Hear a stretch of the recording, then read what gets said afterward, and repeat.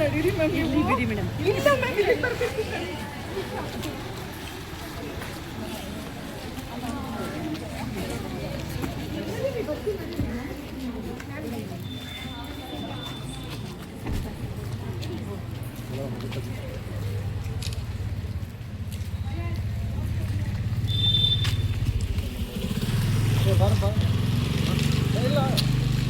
ಬನ್ನಿ ಸರ್, ಇದಾಕೋ ಬರಪ್ಪ. ಇಲ್ಲ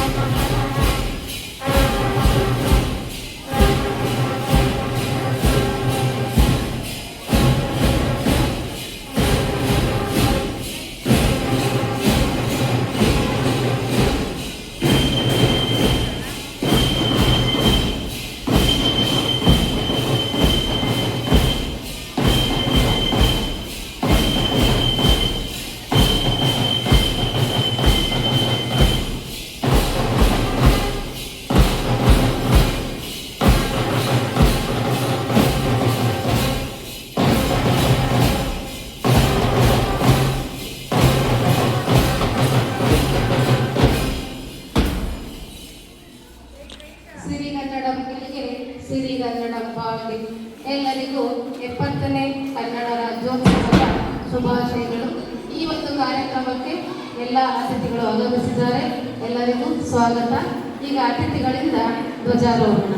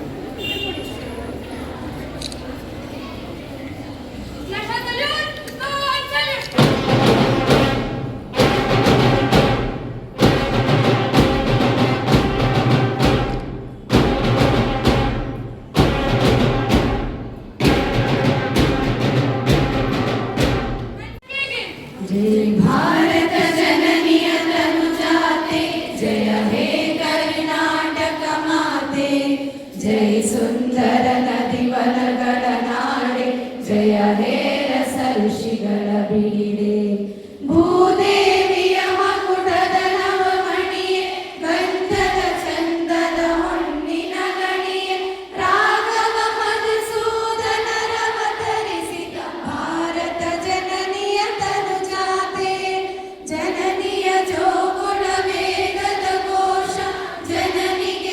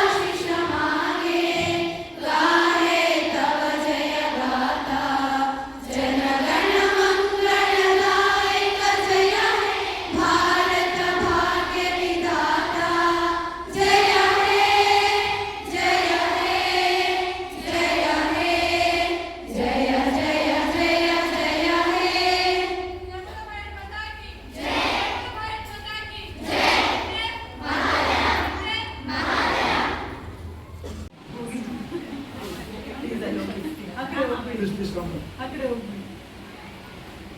ಸರ್ ಬನ್ನಿ ಸರ್.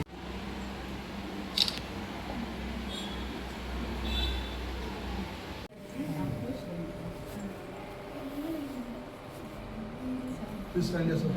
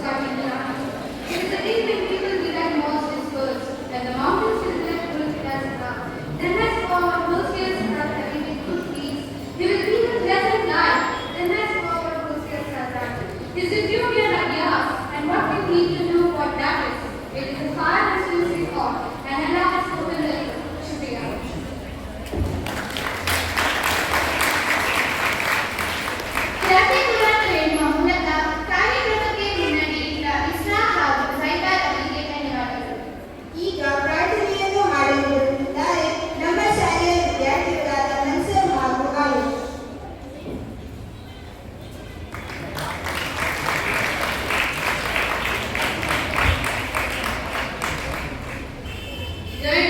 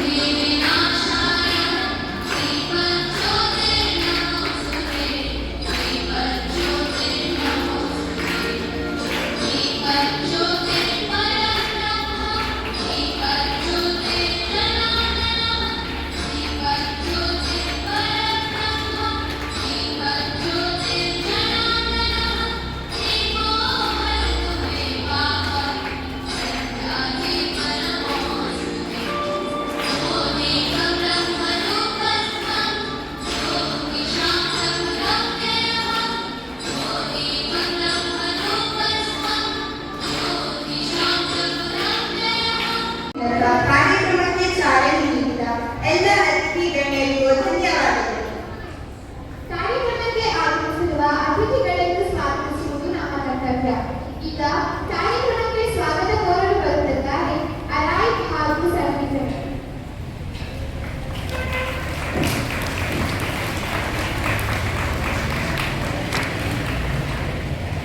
ಎಲ್ಲರಿಗೂ ಬೆಳಗಿನ ಶುಭೋದಯದೊಂದಿಗೆ ಕನ್ನಡ ರಾಜ್ಯೋತ್ಸವದ ಹಾರ್ದಿಕ ಶುಭಾಶಯಗಳು. ಎಲ್ಲ ಕನ್ನಡಿಗರ ಹೆಮ್ಮೆಯ ಹಬ್ಬವಾದ ಕನ್ನಡ ರಾಜ್ಯೋತ್ಸವವನ್ನು ಸಡಗರ ಸಂಭ್ರಮದಿಂದ ಆಚರಿಸಲು ಬಂದಿರುವ ತಮ್ಮೆಲ್ಲರಿಗೂ ಹೃದಯಪೂರ್ವಕ ಸ್ವಾಗತವನ್ನು ಬಯಸುತ್ತಿದ್ದೇನೆ. ಇಂದು ನಮ್ಮ ಶಾಲೆಯಲ್ಲಿ ಕನ್ನಡ ರಾಜ್ಯೋತ್ಸವವನ್ನು ಆಚರಿಸುತ್ತಿದ್ದೇವೆ.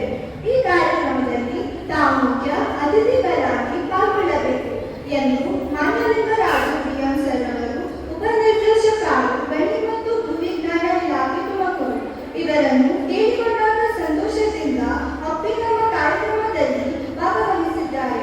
ಇವರಿಗೆ ನಮ್ಮ ಶಾಲೆಯ ಪರವಾಗಿ ಹಾಗೂ ವೈಯಕ್ತಿಕವಾಗಿ ಹೃದಯಪೂರ್ವಕ ಸ್ವಾಗತವನ್ನು ಬಯಸುತ್ತಿದ್ದೇನೆ.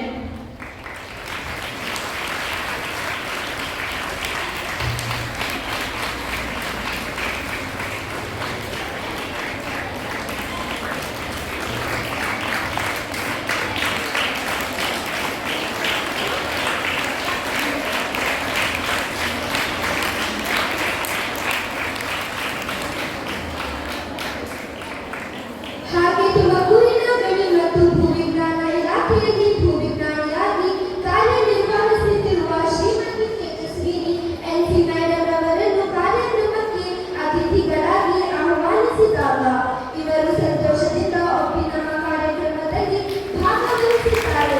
ಇವರಿಗೆ ನಮ್ಮೆಲ್ಲರ ಪರವಾಗಿ ಹೃತ್ಪೂರ್ವಕ ಸ್ವಾಗತವನ್ನು ಬಯಸುತ್ತಿದ್ದೇನೆ.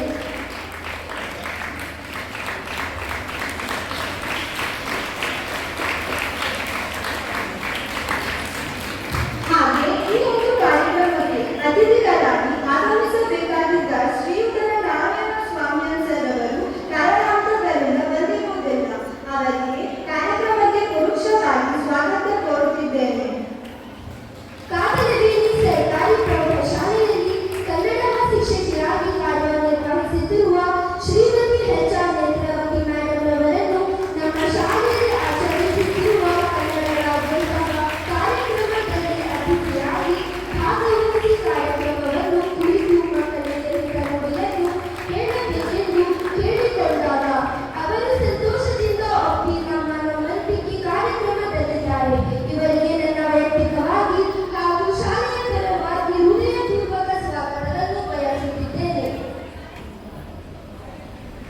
ಹಾಗೆ ಈ ಒಂದು ಕಾರ್ಯಕ್ರಮಕ್ಕೆ ವಿಶೇಷ ಆಹ್ವಾನಿತ ಅತಿಥಿಗಳಾಗಿ ಆಗಮಿಸಿರುವ ಎಂ.ಎಂ. ಬೋರ್ಡು ನಿವೃತ್ತ ವ್ಯವಸ್ಥಾಪಕ ಅಧ್ಯಕ್ಷರು ಕೆಪಿಸಿಎಲ್ ಬೆಂಗಳೂರು ಇವರನ್ನು ಹಾಜರಿದ್ದು ಇವರಿಗೆ ನನ್ನ ವೈಯಕ್ತಿಕವಾಗಿ ಹಾಗೂ ಎಲ್ಲರ ಪರವಾಗಿ ಹೃತ್ಪೂರ್ವಕ ಸ್ವಾಗತವನ್ನು ಬಯಸುತ್ತೇನೆ.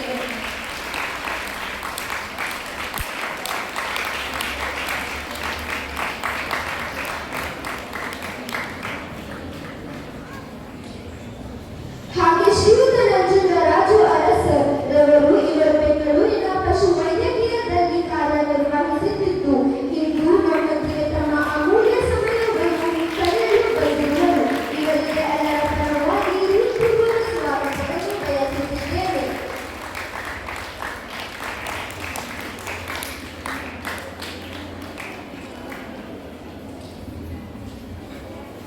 ಮೀರ್ ಮೊಹಮ್ಮದ್ ರಫೀ ಸರ್ ಅವರು ಮಾಜಿ ಆಡಳಿತ ಮಂಡಳಿ ಸದಸ್ಯರು, ಸೈನಿಕ ಕಾಂಪೋಸಿಟ್ ಪಿ ಕಾಲೇಜ್, ಅಂಜುಮನ ಜಾಮಿಯಾ ಇವರನ್ನು ಕಾರ್ಯಕ್ರಮದಲ್ಲಿ ಅತಿಥಿಗಳಾಗಿ ಆಗಮಿಸಬೇಕೆಂದು ಕೇಳಿಕೊಂಡಾಗ ಸಂತೋಷದಿಂದ ಒಪ್ಪಿ ಕಾರ್ಯಕ್ರಮದಲ್ಲಿ ಭಾಗವಹಿಸಿರುವರು. ಇವರಿಗೆ ನನ್ನ ಹೃದಯಪೂರ್ವಕ ಸ್ವಾಗತವನ್ನು ಬಯಸುತ್ತಿದ್ದೇನೆ.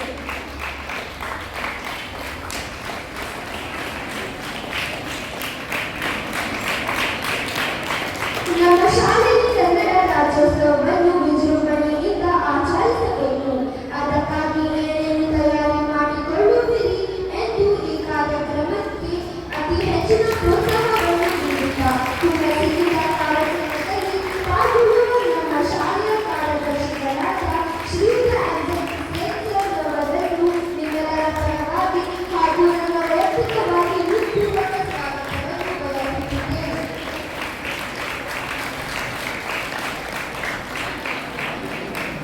ನಮ್ಮ ಶಾಲೆಯ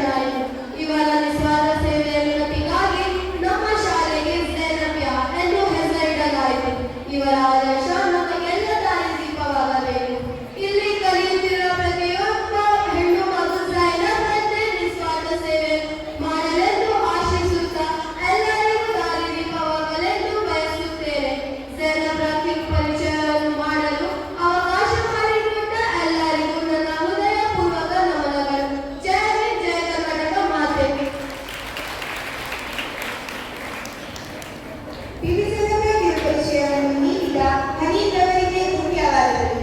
ಈಗ ಬಾರಿಸು ಕನ್ನಡ ಡಿಂಡಿಮವ ಎಂಬ ಹಾಡಿಗೆ ಹೆಜ್ಜೆ ಹಾಕಲು ಬರುತ್ತಿದ್ದಾರೆ ನಮ್ಮ ಮೂರನೇ ತರಗತಿಯ ಲಿಖಿತಾ ಹಾಗೂ ತಂಡದವರು.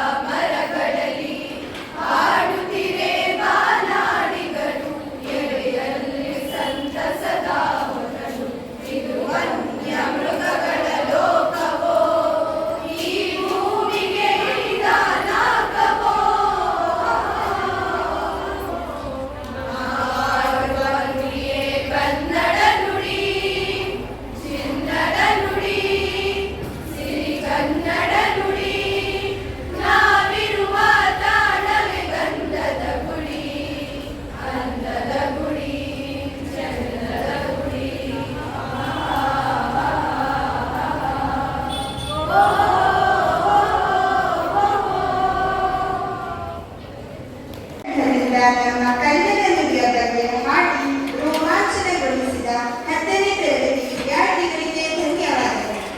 ನಮ್ಮ ಕನ್ನಡ ಸಾಹಿತ್ಯವು ಶ್ರೇಷ್ಠ ಸಾಹಿತ್ಯವಾಗಿದೆ. ಈ ಸಾಹಿತ್ಯ ಕ್ಷೇತ್ರದಲ್ಲಿ ಗಣನೀಯ ಸೇವೆ ಸಲ್ಲಿಸಿ ಭಾರತೀಯ ಜ್ಞಾನಪೀಠ ಪ್ರಶಸ್ತಿ ತಂದುಕೊಡುವ ಮೂಲಕ ತಾಯಿ ಭುವನೇಶ್ವರಿ ದೇವಿಯ ಕಿರೀಟಕ್ಕೆ ಗರಿ ಏರಿಸಿದ ಕವಿಗಳ ಬಗ್ಗೆ ಹೇಳಲು ಬರಲಿದ್ದಾರೆ 2 ಮತ್ತು 3ನೇ ತರಗತಿಯ ಯಶ್ವ ಮತ್ತು ಅರಿಕಾ.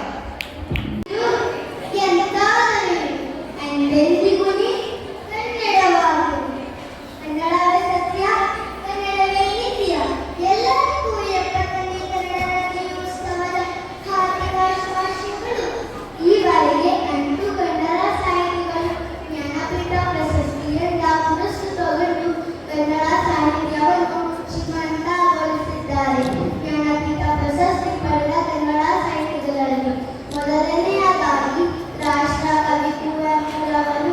ಇವರ ಶ್ರೀರಾಮಾಯಣ ದರ್ಶನಂ ಎಂಬ ಕೃತಿಗೆ ಜ್ಞಾನಪೀಠ ಪ್ರಶಸ್ತಿ ಲಭಿಸಿದೆ. 2ನೇ ಜ್ಞಾನಪೀಠ ಪ್ರಶಸ್ತಿ ದ ರಾ ಬೇಂದ್ರೆ. ಇವರ 4 ತಂತಿ ಎಂಬ ಕೃತಿಗೆ ಜ್ಞಾನಪೀಠ ಪ್ರಶಸ್ತಿ ಲಭಿಸಿದೆ. 3ನೇ ಜ್ಞಾನಪೀಠ ಪ್ರಶಸ್ತಿ ಶಿವರಾಮ ಕಾರಂತ. ಇವರ ಮುಂಗಚ್ಚಿಯ ಕನಸುಗಳು ಎಂಬ ಕೃತಿಗೆ ಜ್ಞಾನಪೀಠ ಪ್ರಶಸ್ತಿ ಲಭಿಸಿದೆ. 4ನೇ ಜ್ಞಾನಪೀಠ ಪ್ರಶಸ್ತಿ ಮಾಸ್ತಿ ವೆಂಕಟೇಶ್ ಅಯ್ಯಂಗಾರ್. ಇವರ ಸಮಗ್ರ ಸಾಹಿತ್ಯಕ್ಕೆ ಜ್ಞಾನಪೀಠ ಪ್ರಶಸ್ತಿ ಲಭಿಸಿದೆ. 5ನೇ ಜ್ಞಾನಪೀಠ ಪ್ರಶಸ್ತಿ ವಿನಾಯಕ ಕೃಷ್ಣ ಗೋಕಾಕ್. ಅವರ ಸಮಗ್ರ ಸಾಹಿತ್ಯಕ್ಕೆ ಕೃತಿಗೆ ಜ್ಞಾನಪೀಠ ಪ್ರಶಸ್ತಿ ಲಭಿಸಿದೆ. 6ನೇ ಜ್ಞಾನಪೀಠ ಪ್ರಶಸ್ತಿ ಪ್ರಸ್ತುತ ಯು ಆರ್ ಅನಂತಮೂರ್ತಿ. ಇವರ ಸಮಗ್ರ ಸಾಹಿತ್ಯಕ್ಕೆ ಜ್ಞಾನಪೀಠ ಪ್ರಶಸ್ತಿ ಲಭಿಸಿದೆ. 7ನೇ ಜ್ಞಾನಪೀಠ ಪ್ರಶಸ್ತಿ ಗಿರೀಶ್ ಕಾರ್ನಾಡ್. ಇವರ ಸಮಗ್ರ ಕೃತಿಗೆ ಜ್ಞಾನಪೀಠ ಪ್ರಶಸ್ತಿ ಲಭಿಸಿದೆ. 8ನೇ ಜ್ಞಾನಪೀಠ ಪ್ರಶಸ್ತಿ ಚಂದ್ರಶೇಖರ ಕಂಬರ. ಇವರ ಸಮಗ್ರ ಸಾಹಿತ್ಯಕ್ಕೆ ಜ್ಞಾನಪೀಠ ಪ್ರಶಸ್ತಿ ಲಭಿಸಿದೆ. ಧನ್ಯವಾದಗಳು. ಜೈ ಹಿಂದ್, ಜೈ ಕರ್ನಾಟಕ ಮಾತೆ. ಇಷ್ಟು ಹೇಳಲು ಅವಕಾಶ ಮಾಡಿಕೊಟ್ಟ ಕವಿತಾರನಿಗೆ ಧನ್ಯವಾದಗಳು.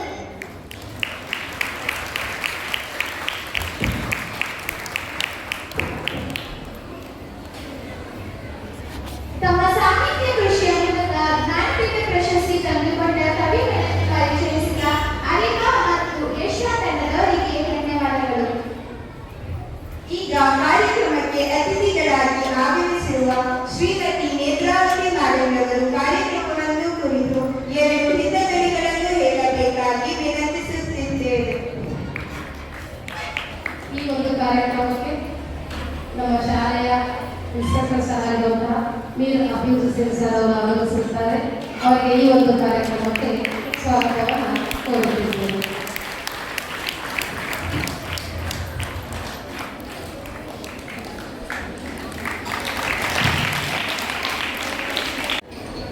ಎಲ್ಲಾದರೂ ಇರು, ಎಂತಾದರೂ ಇರು, ಎಂದೆಂದಿಗೂ ನೀ ಕನ್ನಡವಾಗಿರು. ಕನ್ನಡ ಗೋವಿನ ಓ ಮುದ್ದಿನ ಕರು, ಕನ್ನಡತನ ಹೊಂದಿದರೆ ನೀ ಅಮಗೆ ಕಲ್ಪತರು ಎನ್ನುವ ಕುವೆಂಪುರವರ ಕವಿವಾಣಿಯನ್ನು ನೆನೆಯುತ್ತ ಎಲ್ಲರಿಗೂ ಕನ್ನಡ ರಾಜ್ಯೋತ್ಸವದ ಶುಭಾಶಯಗಳನ್ನು ತಿಳಿಸ್ತೇನೆ. ಈ ಒಂದು ಕಾರ್ಯಕ್ರಮದ ಅಧ್ಯಕ್ಷರೇ ಹಾಗೂ ಗೌರವಾನ್ವಿತ ಎಲ್ಲ ಮುಖ್ಯ ಅತಿಥಿ ಮಹೋದಯರೇ ಹಾಗೂ ಎಲ್ಲ ಶಿಕ್ಷಕ ವೃಂದದವರೇ, ಪ್ರೀತಿಯ ಪುಟಾಣಿ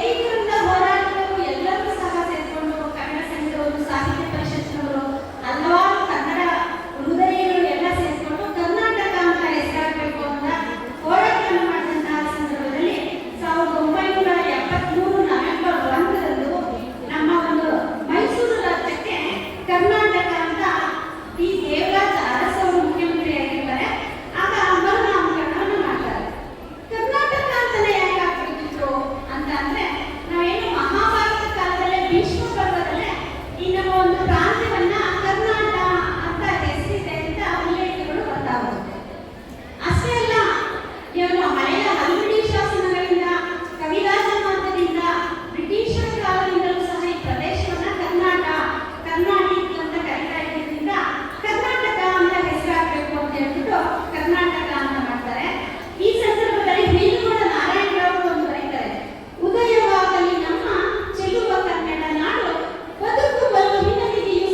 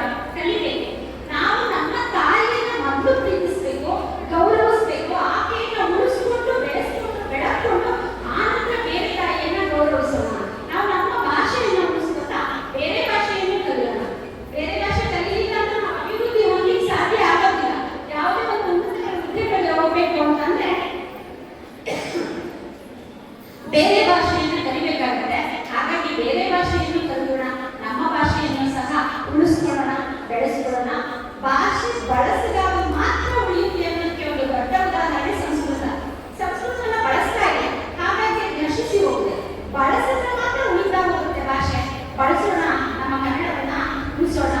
ನಾವು ಬೆಂಗಳೂರು ಆ ಪ್ರಾಂತ್ಯದಲ್ಲೆಲ್ಲ ಹೋಗಿ ನೋಡಿದ್ರೆ ಕನ್ನಡ ಮಾತಾಡೋರೇ ಇಲ್ಲ. ಆದ್ರೆ ನಮ್ಮ ರಾಜ್ಯದಲ್ಲಿ ಸಿಲಿಕಾನ್ ಸಿಟಿ ಅಂತ ಕರಿತೀವಿ. ಆದ್ರೆ ಅಮೆರಿಕಾದಲ್ಲಿ ಸಿಲಿಕಾನ್ ವ್ಯಾಲಿ ಅಂತಿದೆ. ಅಲ್ಲಿ ಕಂಪನಿಗಳಲ್ಲಿ ಅತ್ಯಂತ ಉನ್ನತವಾದಂತಹ ಸ್ಥಾನ. ಅಂತಹ ನಮ್ಮ ರಾಜಧಾನಿ ಇಡೀ ದೇಶದಲ್ಲೇ ಸಿಲಿಕಾನ್ ಸಿಟಿ ಆಗಿದೆ. ನಾವೆಲ್ಲ ಹೆಮ್ಮೆ ಪಡ್ತಕ್ಕಂಥ ವಿಷಯ. ನಮ್ಮ ಕನ್ನಡಿಗರು ಇನ್ಫೋಸಿಸ್ ಮೂರ್ತಿ, ಇಸ್ಲಾಮೂರ್ತಿ ಅವರೆಲ್ಲ ಮತ್ತೆ ನಾರಾಯಣ ಮೂರ್ತಿ ಅಂತಹ ದೇಶವನ್ನು ಕಟ್ಟತಕ್ಕಂಥ ಕೆಲಸವನ್ನ ಮಾಡ್ತಿದ್ದಾರೆ ಮೆಟ್ರೋ ಸಂಸ್ಥೆಗಳೆಲ್ಲ. ನೀವು ಸಹ ಒಳ್ಳೊಳ್ಳೆ ಸಂಸ್ಥೆಗಳನ್ನ ಕಟ್ಟಿ ಈ ಒಂದು ಸಂಸ್ಥೆಯನ್ನ ಕಟ್ಟಿ ಬೆಳೆಸಲಿಕ್ಕೆ ಎಷ್ಟು ಕಷ್ಟ ಅಂತ ಗೊತ್ತಿದೆ. ಯಾವುದೇ ಒಂದು ಮನೆಯನ್ನ ನಾವು ನಿರ್ವಹಿಸಬೇಕು ಅಂದ್ರೆ ಎಷ್ಟು ಕಷ್ಟ ಇದೆ. ಆದ್ರೆ ನಿಮ್ಮ ಈ ಒಂದು ಸಂಸ್ಥೆಯನ್ನ ಕಟ್ಟಿ ನಿಮ್ಮ ಚೇರ್ಮನ್ ಸರ್ ಅವರು ಒಳ್ಳೆಯ ವಿದ್ಯಾಭ್ಯಾಸವನ್ನು ಕೊಡ್ತಾ ಇದ್ದಾರೆ. ಅದಕ್ಕೆ ಎಲ್ಲರೂ ಸಹ ಅವರಿಗೆ ಚಿರಋಣಿ ಇರಬೇಕು ಅಂತ ನಾನಂತೂ ಭಾವಿಸ್ತೇನೆ.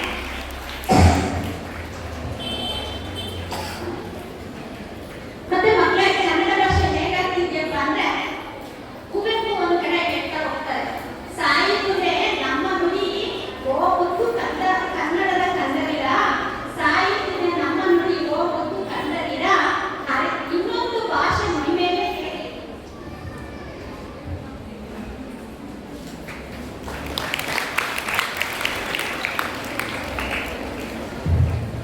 ಸಾಯುತ್ತಿದೆ ನಮ್ಮ ನುಡಿ ಓ ಕನ್ನಡದ ಕಂದರಿರ, ಇನ್ನೊಂದು ಮೈ ಮೇಲೆ ಮತ್ತೊಂದು ಭಾಷೆ ಹೇಗೆ. ರಾಜ್ಯದೊಂದು ಭಾಷೆ, ರಾಷ್ಟ್ರದೊಂದು ಭಾಷೆ, ದೇವರದೊಂದು ಭಾಷೆ, ಹೀಗೆ ಹಲವಾರು ಭಾಷೆ ತಾಯಿಯ ಬೆನ್ನ ಮೇಲೆ ನುಗ್ಗಿ ನರನಿಧಿ ನಿಧಿ ಎಂದು ಕನ್ನಡಕ್ಕನ ಬೆನ್ನು ಕುಗ್ಗಿ ಹೊರಗೆ ಹೋಗಿದೆ. ಕೂಗಲು ಸಹ ಬಾಯಿನ ಮಕ್ಕಳೇ, ಮತ್ತೊಬ್ಬರು ಆಕೆ ಬಾಯಿಯನ್ನು ನಿಂತಿದ್ದಾರೆ ಅಂತ ಕುವೆಂಪುರವರು ಹೇಳ್ತಾ ಹೋಗ್ತಾರೆ. ಈಗ ಹಾಗೆ ಆಗಿರೋದು ನಮ್ಮ ಕನ್ನಡ ಭಾಷೆ. ಆ ಕನ್ನಡ ಭಾಷೆಯನ್ನ ಉಳಿಸೋದು, ಬೆಳೆಸೋದು, ಬದುಕಿಸೋದು, ಹಸಿರಾಗಿಸೋದು, ಉಸಿರಾಗಿಸೋದು ಎಲ್ಲ ನಮ್ಮ ನಿಮ್ಮೆಲ್ಲರ ಕರ್ತವ್ಯ. ಹಾಗಾಗಿ ನಾವೆಲ್ಲರೂ ಸಹ ಕನ್ನಡ ಭಾಷೆಯನ್ನ ಉಳಿಸೋಣ, ಬೆಳೆಸೋಣ. ಹಾಗೆ ನಮಗೆ ವಿದ್ಯೆ ಕೊಟ್ಟಂತಹ ಸಂಸ್ಥೆಗಳನ್ನ ನಾವು ನೆನಪಿಸ್ಕೊಳ್ಳೋಣ. ನಾವು ಸಹ ಈ ರೀತಿಯ ಕೆಲಸಗಳನ್ನ ಮಾಡಬಹುದಲ್ವಾ ಅಂತ ತೋರಿಸ್ಕೊಟ್ಟಂತಹ ಸಂಸ್ಥೆಗಳನ್ನೆಲ್ಲ ಉಳಿಸ್ಕೊಳ್ಳೋಣ ಅಂತ ಹೇಳ್ತಾ ಈ ಒಂದು ನನಗೆ ಮಾತನಾಡಲಿಕ್ಕೆ ಅವಕಾಶ ಪ್ರತ್ಯಕ್ಷವಾಗಿ ಪರೋಕ್ಷವಾಗಿ ಅವಕಾಶ ಕೊಟ್ಟಂತಹ ಎಲ್ಲರಿಗೂ ಸಹ ಧನ್ಯವಾದಗಳನ್ನು ತಿಳಿಸ್ತೇನೆ. ಜೈ ಕರ್ನಾಟಕ ಮಾತೆ, ಜೈ ಹಿಂದ್, ಶ್ರೀ ಕನ್ನಡ ಭಾಗ್ಯ, ಶ್ರೀ ಕನ್ನಡ ಹೇಳಿ.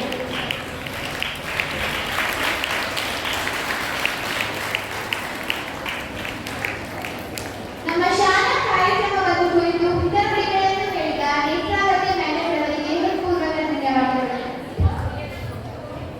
ಈಗ ಪದ ಕನ್ನಡ ಪದ ಹುಟ್ಟಿದರೆ ಕನ್ನಡ ನಾಡನ್ನೇ ಹುಟ್ಟಬೇಕು ಎಂಬ ಹಾಡಿಗೆ ನೃತ್ಯ ಮಾಡಲು ಬರುತ್ತಿದ್ದಾರೆ 5, 6 ಹಾಗೂ 7ನೇ ತರಗತಿಯ ವಿದ್ಯಾರ್ಥಿಗಳು.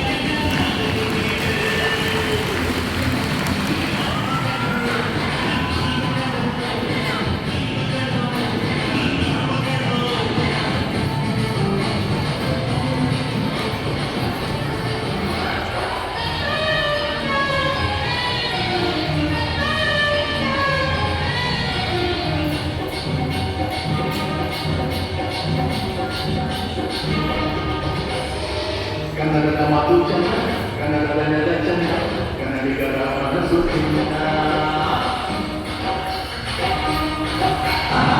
ಕನ್ನಡದ ಮಾತು ಚಂದ, ಕನ್ನಡದ ನೆಲ ಚಂದ, ಕನ್ನಡಿಗರ ಮನಸ್ಸು ಚಿನ್ನ.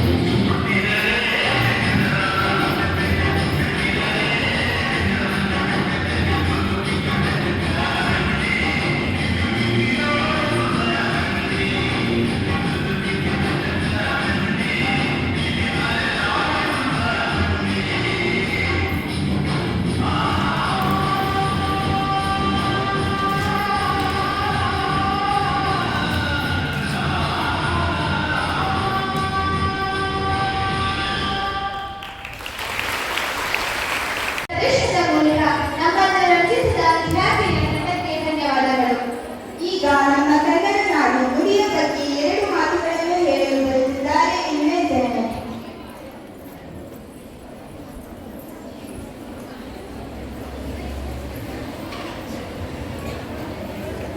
ಎಲ್ಲಾದರೂ ಇರು, ಎಂತಾದರೂ ಇರು, ಎಂದೆಂದಿಗೂ ನೀ ಕನ್ನಡವಾಗಿರು. ಕನ್ನಡವೇ ಸತ್ಯ, ಕನ್ನಡವೇ ನಿತ್ಯ. ವೇದಿಕೆಯ ಮೇಲೆ ಆಸೀನರಾಗಿರುವ ಅತಿಥಿ ಗಣ್ಯರೇ, ಪೋಷಕ ವರ್ಗದವರೇ, ಶಿಕ್ಷಕ ವರ್ಗದವರೇ ಹಾಗೂ ನನ್ನ ಹಿರಿಯ ಸಹಪಾಠಿಗಳೇ, ಎಲ್ಲರಿಗೂ ಬೆಳಗಿನ ವಂದನೆಗಳೊಂದಿಗೆ ಕನ್ನಡ ರಾಜ್ಯೋತ್ಸವದ ಹಾರ್ದಿಕ ಶುಭಾಶಯಗಳು.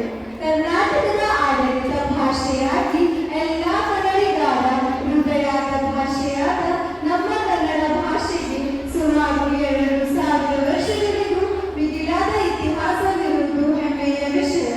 ನಮ್ಮ ಕನ್ನಡ ನಾಡು ಕಲಿಗಳ ನಾಡು, ಕವಿರಸಿಕರ ಬೀಡು. ವೈವಿಧ್ಯಮಯ ಪ್ರಾಕೃತಿಕ ಸಂಪತ್ತನ್ನು ಹೊಂದಿರುವ ಇದು ತನ್ನೊಂದಿಗೆ ಹಲವಾರು ಭಾಷೆಯನ್ನು ಸ್ವೀಕರಿಸಿ ವಿಜೃಂಭಿಸುತ್ತಿದೆ. ಕಥೆ, ಕಾದಂಬರಿ, ಪ್ರಬಂಧ, ಪದ್ಯ, ಗದ್ಯ ಹೀಗೆ ಹಲವಾರು ಸಾಹಿತ್ಯ ಪ್ರಕಾರಗಳನ್ನು ಸೃಷ್ಟಿಸಿ ಸಾಹಿತ್ಯ ವಲಯದಲ್ಲಿ ಶ್ರೀಮಂತವಾಗಿದೆ. ಇದು ಪೂರ್ವದ ಹಳೆಗನ್ನಡ, ಹೊಸಗನ್ನಡ, ಆಧುನಿಕ ಕನ್ನಡ ಎಂದು ಬದಲಾವಣೆ ಹೊಂದುತ್ತಾ ತನ್ನ ಸ್ಥಾನವನ್ನು ಉಳಿಸಿಕೊಂಡು ಬಂದಿದೆ. ಹಲ್ಮೇಡಿ ಶಾಸನದಿಂದ ಹಿಡಿದು ಇಂದಿನವರೆಗೂ ಅವ್ಯಾಹತವಾಗಿ ತನ್ನ ಚರಿತ್ರೆಯನ್ನು ಉಳಿಸಿಕೊಂಡಿದೆ. ಇಂಥ ನಾಡಿನಲ್ಲಿ ಜನ್ಮ ಪಡೆದು ನೆಲೆಸಿರುವ ನಾವೇ ಪುಣ್ಯವಂತ ಎಂದು ಹೇಳುತ್ತಾ ನನ್ನ ಮಾತನ್ನು ಮುಗಿಸುತ್ತಿದ್ದೇನೆ. ಇಷ್ಟನ್ನು ಹೇಳಲು ಅವಕಾಶ ಮಾಡಿಕೊಟ್ಟ ಎಲ್ಲರಿಗೂ ಧನ್ಯವಾದಗಳು. ಜೈ ಹಿಂದ್, ಜೈ ಕರ್ನಾಟಕ. ನಮ್ಮ ಕನ್ನಡ ಭಾಷೆಯ ಇತಿಹಾಸ, ಸಾಹಿತ್ಯದ ಬಗ್ಗೆ ತಿಳಿಸಿಕೊಟ್ಟ ಎಮ್ಮೆಯವರಿಗೆ ಧನ್ಯವಾದಗಳು. ಈಗ ಬಾರಿಸು ಕನ್ನಡ ಡಿಂಡಿಮವ ಎಂದು ಹಾಡಿ ಕನ್ನಡದ ಡಿಂಡಿಮವನ್ನು ಬಾರಿಸಲು ಬರುತ್ತಿದ್ದಾರೆ 7ನೇ ಮತ್ತು 9ನೇ ತರಗತಿಯ ವಿದ್ಯಾರ್ಥಿಗಳು.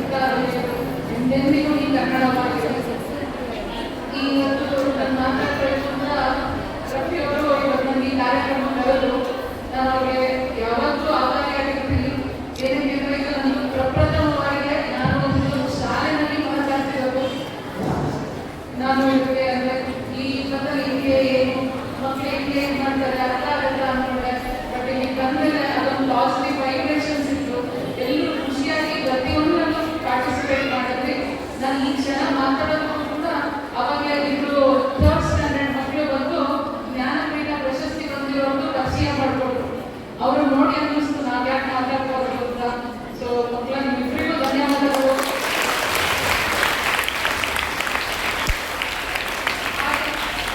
ಹೆಣ್ಣು ಮಕ್ಕಳು ಓದೋದು ಅಂತಂದ್ರೆ ಎಷ್ಟು ಮುಖ್ಯ ಅನ್ನೋದು ನಮಗೆ ದಿನೇ ದಿನೇ ಗೊತ್ತಾಗ್ತಾ ಇದೆ. ಇವತ್ತು ಈ ಶಾಲೆಯಲ್ಲಿ ಪ್ರತಿ ಹೆಣ್ಮಕ್ಳನ್ನು ನೋಡಿದ್ರೆ ಆ ಕಣ್ಣಲ್ಲಿ ಒಂದು ಹೊಳೋಗಿದೆ, ನಾನು ಓದ್ಬೇಕು, ನಾನು ಮುಂದೆ ಏನಾದರೂ ಮಾಡಬೇಕು. ಯಾರ ಬಲವಂತಕ್ಕೂ ಶಾಲೆಗೆ ಸೇರಿಲ್ಲ ಯಾರು. ಸೊ ಶಿಕ್ಷಣ ಅನ್ನೋದು ಎಷ್ಟು ಮುಖ್ಯ, ಏನಕ್ಕೆಲ್ಲ ಬೇಕು ಅನ್ನೋದು ಗೊತ್ತಿದೆ. ಎಷ್ಟೋ ಜನ ಶಿಕ್ಷಣನ ಬರೀ ಓದಿ ಉದ್ಯೋಗಕ್ಕೆ ಹೋಗಿ ಒಳ್ಳೆ ಸಂಬಳಕ್ಕೆ ತಗೊಳ್ಳಿ ಅಂತ ಹೇಳ್ತಾರೆ. ಬರೀ ಸಂಬಳಕ್ಕಷ್ಟೇ ಸಾಕ ಶಿಕ್ಷಣ, ಬರೀ ಹೈ ಪೇಯಿಂಗ್ ಸ್ಯಾಲರಿ, ಒಂದು ಜಾಬ್, ಗೌರ್ಮೆಂಟ್ ಜಾಬ್ ಅದಕ್ಕಷ್ಟೇ ಸಾಕ ಶಿಕ್ಷಣ, ಎಜುಕೇಶನ್ ಇಲ್ಲ. ನಿಮ್ಮ ಸ್ವಂತ ಬುದ್ಧಿಗಾಗಿ ಅಂದ್ರೆ ಶಿಕ್ಷಣದ ಜೊತೆಗೆ ಪಠ್ಯದ ಜ್ಞಾನದ ಜೊತೆಗೆ ನಮಗೆ ಕೌಶಲ್ಯನೂ ಬೇಕು, ಅಂದ್ರೆ ಸ್ಕಿಲ್ಸ್. ಏನೇನು ಸ್ಕಿಲ್ಸ್ ಅಂತ ಅಂದ್ರೆ ಈಗ ಏನು ನೀವು ಮಾತಾಡಲಿಕ್ಕೆ ಈಗ ನಾನೇ ತಗೊಳ್ಳಿ ನಿಮ್ಮ ಮುಂದೆ ಮಾತಾಡೋದಕ್ಕೂ ಕೂಡ ನನಗೆ ಬರ್ಬೇಕಿರುತ್ತೆ. ಅದು ಕೂಡ ಯಾವ ಶಾಲೆನಲ್ಲೂ ಕಲಿಸೋದಿಲ್ಲ ಅವರು, ಅಂದ್ರೆ ಪಠ್ಯದಲ್ಲಿ ಇರಲ್ಲ ಹೆಚ್ಚಾಗಿ. ಬಟ್ ಈ ತರ ಕಾರ್ಯಕ್ರಮಗಳಿಗೆ ನಿಮ್ಮನ್ನ ಅಳವಡಿಸಿಕೊಂಡು ಮಾತಾಡಲಿಕ್ಕೆ ಪ್ರೋತ್ಸಾಹ ಕೊಡ್ತಾರೆ. ಅದು ಒಂದು ಕೌಶಲ್ಯ. ಅದನ್ನು ನೀವು ಪ್ರತಿ ಒಬ್ಬರನ್ನು ಕೂಡ ಗಮನ ಇಟ್ಟು ಒಬ್ಬರ ಜೊತೆ ನೀವು ಕೆಳಗೆ ಮಾತಾಡೋದಾಗ್ಲಿ, ವೇದಿಕೆ ಮೇಲೆ ಮಾತಾಡೋದಾಗ್ಲಿ, ಒಂದು ಮುಂದೆ ಉದ್ಯೋಗಕ್ಕೆ ಹೋಗ್ಬೇಕಾದ್ರೆ ಇಂಟರ್ವ್ಯೂಗಳಲ್ಲಿ ಮಾತಾಡೋದಾಗ್ಲಿ ಎಲ್ಲ ಗೊತ್ತಿರ್ಬೇಕು. ನಾನು ಈಗ ಉದ್ಯೋಗಕ್ಕೆ ಬಂದಾಗ ನನಗೆ ಇಂಟರ್ವ್ಯೂನಲ್ಲಿ ಒಂದು ಪ್ರಶ್ನೆ ಕೇಳ್ತಾರೆ, ಏನು ವುಮೆನ್ ಎಂಪವರ್ಮೆಂಟ್ ಅಂದ್ರೆ ಏನು ಅಂತ. ಅಂದ್ರೆ ಹೆಣ್ಣು ಮಕ್ಕಳ ಬೆಳವಣಿಗೆ ಯಾವ ತರ, ಎಲ್ಲಿಂದ ಸ್ಟಾರ್ಟ್ ಆಗುತ್ತೆ? ಫಸ್ಟ್ ಸ್ಟಾರ್ಟ್ ಆಗುತ್ತೆ ನಮ್ಮ ಮನೆಗಳಲ್ಲಿ ಇಷ್ಟು ಜನ ಹೆಣ್ಮಕ್ಳನ್ನ ಓದಕ್ಕೆ ಕಳಿಸಿದ್ದಾರೆ ಅಂದ್ರೆ ನಿಮ್ಮ ಪೇರೆಂಟ್ಸು. ಈ ಸಮಾಜದಲ್ಲಿ ನನ್ನ ಮಗಳು ಒಂದು ಸ್ಥಾನಕ್ಕೆ ಹೋಗ್ಬೇಕು, ನನ್ನ ಮಗಳಿಂದ ನಮ್ಮನ್ನ ಗುರುತಿಸ್ಬೇಕು ಅಂತ ಹೇಳ್ಬಿಟ್ಟು ನಿಮ್ಮನ್ನ ಪ್ರೋತ್ಸಾಹ ಮಾಡಿ, ಇದು ಮುಖ್ಯ. ಫಸ್ಟ್ ಎಲ್ಲ ನಿಮ್ಮನ್ನ ಬಲವಂತವಾಗಿ ಕಳಿಸಿರ್ಬೋದು ಶಾಲೆಗೆ ಚಿಕ್ಕ ವಯಸ್ಸಿನಲ್ಲಿ. ನರ್ಸರಿಗೆಲ್ಲ ಹೋಗ್ತಾರೆ, ಕೆಲವು ಮಕ್ಕಳು ಬರ್ತಾರೆ, ಆಡ್ತಾರೆ, ಅಂದ್ರೂ ಶಾಲೆಗೆ ಸೇರಿಸ್ತಾರೆ. ಇನ್ನು ಕೆಲವು ಮಕ್ಕಳು ಖುಷಿಯಾಗಿ ಹೋದ್ರೆ ನನ್ನ ಫ್ರೆಂಡ್ಸ್ ಸಿಗ್ತಾರೆ, ಅಪ್ಪಾಜಿ ಅಮ್ಮಗಿಂದ ನನ್ನ ಫ್ರೆಂಡ್ಸ್ ಸಿಗ್ತಾರೆ ಅಂತ. ಸೊ ಅಂದ್ರೆ ವುಮೆನ್ ಎಂಪವರ್ಮೆಂಟ್ ಸ್ಟಾರ್ಟ್ ಆಗುತ್ತೆ ನಮ್ಮ ಮನೆಗಳಲ್ಲಿ. ಹೆಣ್ಣು ಮಕ್ಕಳಿಗೆ ಆದ್ಯತೆ ಕೊಡಬೇಕು. ನಂತರ ಶಾಲೆಗಳಲ್ಲಿ ಈ ತರ ಪ್ರತಿಯೊಂದು ನಿಮಗೆ ಮುನ್ನುಗ್ಗಿಸಿ ಪ್ರೋತ್ಸಾಹ ಕೊಟ್ಟು ನೀವು ಮುಂದಿನ ದಿನಗಳಲ್ಲಿ ನೀವು ಉದ್ಯೋಗಕ್ಕೆ ಹೋಗ್ಬೋದು, ಅಥವಾ ನಿಮ್ಮದೇ ಬಿಸ್ನೆಸ್ ಸ್ವಂತ ಉದ್ಯೋಗಗಳನ್ನ ಅಥವಾ ನೀವು ಕಂಪನಿಗಳನ್ನ ಸ್ಟಾರ್ಟ್ ಮಾಡಬಹುದು, ಸಾವಿರಾರು ಜನರಿಗೆ ಕೆಲಸ ಕೊಡಲು ಆಗ್ಬೋದು. ಇದೆಲ್ಲ ಧೈರ್ಯ ಪ್ರತಿಯೊಂದು ಬರೋದೇ ನಿಮಗೆ ಶಿಕ್ಷಣದಿಂದ. ಹಾಗಾಗಿ ನಿಮಗೆ ಯಾರು ಕೂಡ ಶಿಕ್ಷಣನ ನೆಗ್ಲೆಕ್ಟ್ ಮಾಡಬೇಡಿ. ಪ್ರತಿಯೊಂದು ಕೂಡ ಅದನ್ನ ಅತಿ ಮುಖ್ಯ ನಮ್ಮ ಜೀವನದಲ್ಲಿ ಅಂತ ಅಂದ್ಕೊಂಡು ಶಿಕ್ಷಣನ ಒಂದು ಜೀವನದ ಒಂದು ಭಾಗವಾಗಿ ತಗೋಬೇಕು. ಹಾಗೆ ಕೌಶಲ್ಯ ಅಭಿವೃದ್ಧಿ ಅಂತ ಹೇಳಿದ್ರೆ ಪಠ್ಯ ಪುಸ್ತಕದ ಜ್ಞಾನದೊಂದಿಗೆ ನೀವೆಲ್ಲರೂ ಕೂಡ ಸ್ಕಿಲ್ಸ್, ನಿಮ್ಮ ಅದರ್ ಆಕ್ಟಿವಿಟೀಸ್, ಡ್ಯಾನ್ಸ್ ಇರ್ಬೋದು, ಸಿಂಗಿಂಗ್ ಇರ್ಬೋದು, ಪೇಂಟಿಂಗ್, ಇದೆಲ್ಲವೂ ಕೂಡ ನಿಮಗೆ ಮುಂದೆ ಬಂಡವಾಳವಾಗಿ ಸಹಾಯ ಆಗುತ್ತೆ. ಬರೀ ಉದ್ಯೋಗಕ್ಕೆ ಹೋಗೋದೇ ಅಲ್ಲ, ಈಗ ನಿಮ್ಮ ಸಹಪಾಠಿಗಳಿರ್ತಾರೆ, ನಿಮ್ಮ ಫ್ರೆಂಡ್ಸ್ಗಳು ನಿಮ್ಮನ್ನು ಎಷ್ಟು ಪ್ರೋತ್ಸಾಹಿಸ್ತಾರೆ. ಸುಮ್ಮನೆ ಮಾತಾಡ್ಬಿಡೋದು, ಏನೋ ಇದು ಮಾಡಿ ಮನೆಗೆ ಹೋಗೋದಷ್ಟೇ ಅಲ್ಲ ಅಲ್ವಾ ಫ್ರೆಂಡ್ಸ್. ಏನಕ್ಕೆ ಅಂದ್ರೆ ನನ್ನ ಎಕ್ಸಾಂಪಲ್ ಅಂದ್ರೆ ನನ್ನ ಫ್ರೆಂಡ್ ಇದ್ದಾರೆ, ಅವಳ ಹೆಸರು ಶ್ವೇತಾ ಶ್ರೀನಿವಾಸ್ ಅಂತ. ನಾನು ಇವತ್ತು ಈ ಸ್ಥಾನದಲ್ಲಿ ಬಂದು ನಿಮ್ಮೆಲ್ಲರೂ ಮುಂದೆ ಮಾತಾಡೋದಕ್ಕೆ ಅವಳು ಒಂದು ಕಾರಣ. ನನ್ನ ಸ್ನೇಹಿತೆ ಅಂತ ಹೇಳ್ಕೊಂಡಿದ್ದೆ ನನಗೆ ಹೆಮ್ಮೆ ಆಗ್ತದೆ. ಏನಕ್ಕೆ ಅಂದ್ರೆ ಪೇರೆಂಟ್ಸು ಜೀವ ಕೊಟ್ಟರು, ಗುರುಗಳು ಜೀವನ ಹೇಳ್ಕೊಡ್ತಾರೆ, ಎಲ್ಲೋ ಕೆಲವು ಗೆಳೆಯರು ಜೀವನ ಹೆಂಗೆ ರೂಪಿಸ್ಕೊಡೋದು ಅಂತಲೂ ಹೇಳ್ಕೊಡ್ತಾರೆ. ಅಂಥದ್ರಲ್ಲಿ ನನಗೆ ತುಂಬ ಹೆಮ್ಮೆ ಇದೆ ನನ್ನ ಗೆಳತಿ ಮೇಲೆ. ಇದುವರೆಗೂ ಒಬ್ಬರು ಮುಂದೆ ನಿಂತ್ಕೊಂಡು ಹೆಂಗೆ ಮಾತಾಡೋದು, ಬಿಕಾಸ್ ನಾನು ತುಂಬ ದಡ್ಡಿದೆ, ಮಾತಾಡಲಿಕ್ಕೆ ಎದುರ್ಕೋತೀನಿ, ಹೆಂಗೆ ಇನ್ನೊಂದು ಜೊತೆ ಮಾತಾಡೋದು, ಏನೋ ನೋಡ್ಕೊಳ್ತಾರೋ ಅಂತ. ಬಟ್ ಈ ಜಾಗಕ್ಕೆ ಬಂದು ನಾನು ಮಾತಾಡ್ತಿದ್ದೀನಿ ಅಂದರೆ ಅದು ಅವಳಿಂದ. ಸೊ ನೀವು ಅಷ್ಟೇ ಸ್ನೇಹಿತರ ಜೊತೆ ಮತ್ತೆ ನಿಮ್ಮ ಟೀಚರ್ಸ್ ಜೊತೆ ಒಳ್ಳೆ ಬಾಂಧವ್ಯನ ಬೆಳೆಸ್ಕೊಳ್ಬೇಕು. ಅವರು ನಿಮಗೆ ಇನ್ನೊಂದು ಏನು ನೀವು ಕಲಿತೀರಲ್ಲ ಮುಂದೆ ಅದು ನಿಮಗೆ ಹೆಲ್ಪ್ ಆಗುತ್ತೆ. ಇವತ್ತೇನೋ ಟೀಚರ್ಸ್ ಏನೋ ಹೇಳ್ತಾರೆ, ಬಿಡು ನಮ್ಗೆ ಏನು ಬೇಕಾಗಿಲ್ಲ ಅಂತಲ್ಲ, ಮುಂದೊಂದು ದಿನ ನೀವು ನೆನಪಿಸ್ಕೋತೀವಿ ಈ ಶಾಲೆನಲ್ಲಿ ನಾನು ಕಲಿತೆ, ಯಾಕೆಂದ್ರೆ ಈ ಶಾಲೆದು ಮೇನ್ ಹೇಗೆ ಬಂತು ಅಂತ ಹೇಳಿದ್ರು ಅಲ್ವಾ. ಆಕೆ ಒಂದು ಬಿದ್ದ ಮಹಿಳೆ, ಅವಳಿಂದ ಒಂದು ಇನ್ಸ್ಪೈರ್ ಆಗಿ ಈ ಶಾಲೆಗೆ ಹೆಸರಿಟ್ಟು ಏನಂದ್ರೆ ನೀವೆಲ್ಲರೂ ಅದೇ ತರ ಆಗ್ಬೇಕು ಅಂತ. ಆದಷ್ಟು ಶಿಕ್ಷಣ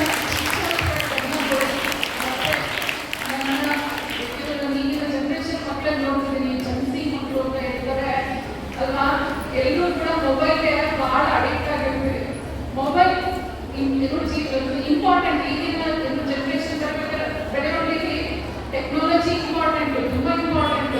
ಹೌದಾ? ಆದರೆ ಅದನ್ನ ಯಾವ ರೀತಿ ಉಪಯೋಗಿಸ್ಕೋಬೇಕು, ಯಾವ ರೀತಿ ಉಪಯೋಗಿಸಬಾರದು ಅನ್ನೋದನ್ನು ಕೂಡ ನಿಮಗೆ ಆಲ್ರೆಡಿ ನಿಮ್ಮ ಗುರುಗಳು ಹೇಳಿಕೊಟ್ಟಿರ್ತಾರೆ. ಅದನ್ನ ದಯವಿಟ್ಟು ಕಮ್ಮಿ ಮಾಡಿ ಆದಷ್ಟು ನಿಮ್ಮ ಮೊಬೈಲ್ಗಳಲ್ಲೂ ಕೂಡ ಇನ್ಸ್ಟಾಗ್ರಾಮ್ ಇರ್ಬೋದು, ಟೆಲಿಗ್ರಾಮ್, ಗೂಗಲ್ ಆನ್ಲೈನ್ ಕೋರ್ಸಸ್ ಇರುತ್ತೆ, ಎಲ್ಲದಕ್ಕೂ ಜಾಯ್ನ್ ಆಗಿ ಒಳ್ಳೆ ಕ್ಲಾಸ್ ಕ್ವಿಸ್ಗಳು ಕೂಡ ಬರುತ್ತೆ.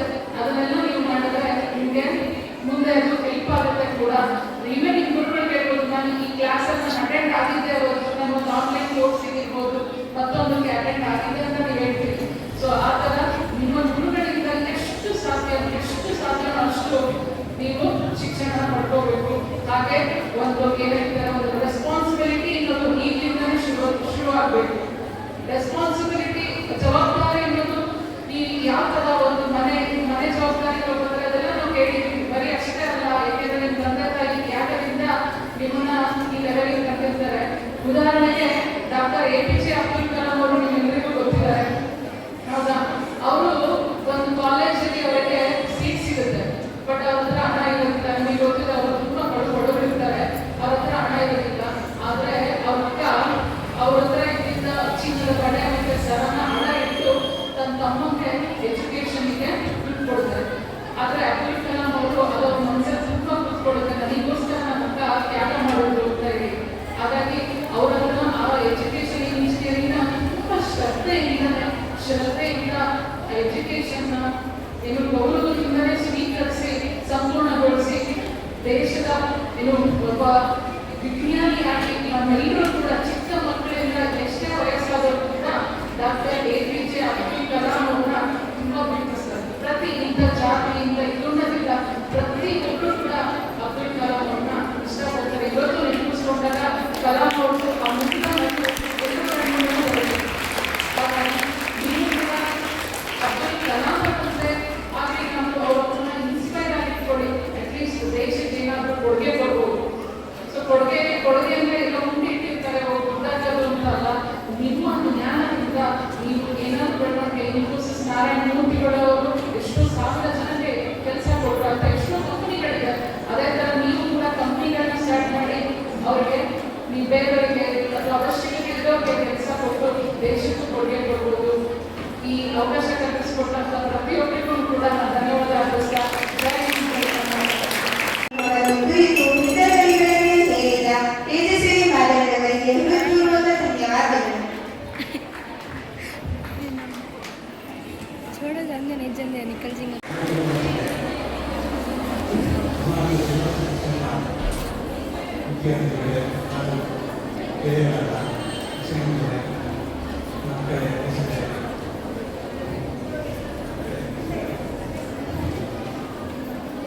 ನಮಗೆಲ್ಲರಿಗೂ ಧನ್ಯವಾದಗಳು ಅಂತ ನಾನು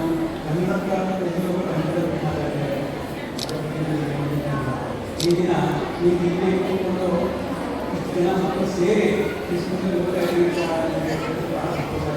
ಇದಕ್ಕೆಲ್ಲ ಮುಖ್ಯ ಕಾರಣ ಈಗ ನಮ್ಮ ವಿಷಯ ಮಾಡಿ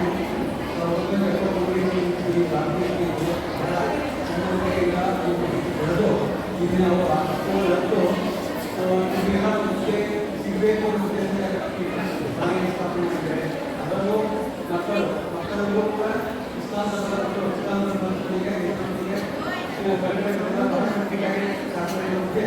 ಅದು ಕೂಡ ಪ್ರತಿಯೊಂದು ಮನವರಿಸಿ ಎಲ್ಲರೂ ಕೂಡ ನಡೆಯಬೇಕಾಗಿದೆ.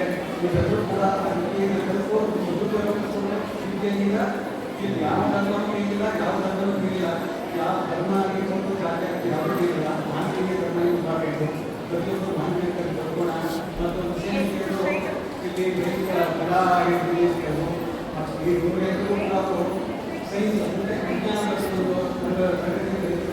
ಮಾಡಬೇಕಾಗಿರೋದು ನಿಮಗೆ ಆದಷ್ಟು ಎಲ್ಲ ಹೆಣ್ಮಕ್ಕಳು ವಿದ್ಯಾವಂತ ಮಾಡಿ ಅಂತ ಹೇಳಿ ಅವರಿಗೆ ನಮ್ಮ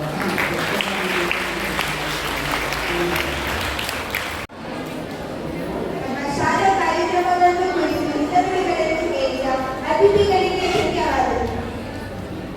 ಈಗ ಕನ್ನಡ ಜೀವನಕ್ಕೆ ಹಾಡು ವೇದಿಕೆಗೆ ಬರುತ್ತಿದ್ದಾರೆ ನಮ್ಮ ಶಾಲೆಯ ಶಿಕ್ಷಕರು.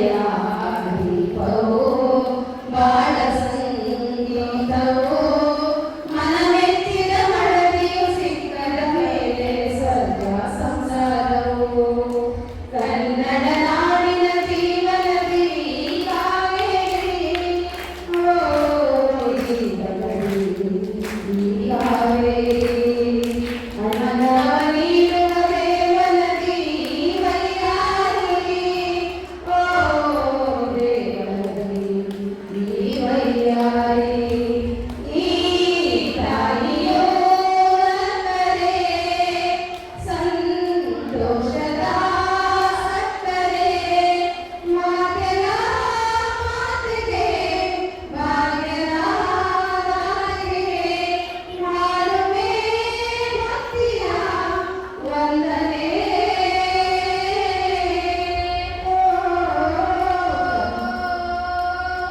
ಕನ್ನಡ ನಾಡಿನ ಜೀವನದಿ ಕಾವೇರಿ ಓ ಜೀವನದಿ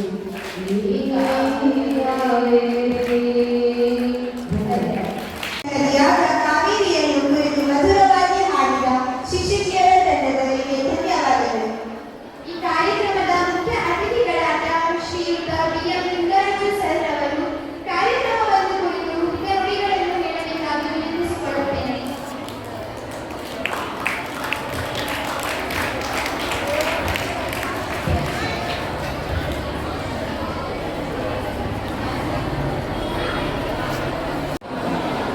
ಎಪ್ಪತ್ತನೇ ಕನ್ನಡ ರಾಜ್ಯೋತ್ಸವದ ಶುಭಾಶಯಗಳು.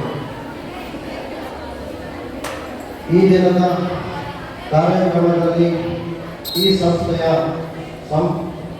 ಅಧ್ಯಕ್ಷರಾದ ಎಂ.ಜೆ. ಹುಸೇನ್ ಸಾಹೇಬ್ರೆ ಮತ್ತು ಎಚ್.ಆರ್.